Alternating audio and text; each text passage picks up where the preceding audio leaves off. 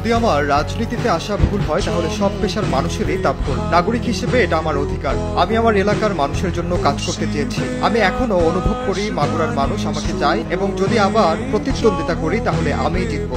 আপনি কোনো সিস্টেমের অংশ না হয়ে পরিবর্তন কিভাবে আনবেন? আমার উদ্দেশ্য সৎ ছিল এবং আমি কিছু পেতে রাজনীতিতে আসিনি। এটা পূর্ব পরিকল্পিত একটা পারিবারিক ভ্রমণ ছিল। যদিও আমি নিজে এটা পোস্ট করিনি, তবুও এর দায়ভার নিচ্ছি। একজন পাবলিক ফিগার হয়ে আমার আরো সচেতন হওয়া উচিত ছিল। আমি বুঝতে পারছিলাম না কি করতে হবে এবং কোনটা কার্যকর হবে। সরকার এবং অন্যরা আমাকে পোস্ট করতে বলেছিল, কিন্তু তাতে কি লাভ হতো? আমি যদি সরাসরি কোনো পরিবর্তন আনতে না পারি তবে ফাঁকা বুলি আউড়ে কি লাভ? আমি এখন এমপি না, রাজনীতিতেও নেই। এরপরও যদি না খেলতে পারি সেটা অনৈতিক। একটা সিরিজ, দুটা সিরিজ কিংবা যতদিন পারি আবার খেলতে চাই। দেশের মাটিতে বিদায় নিতে চাই।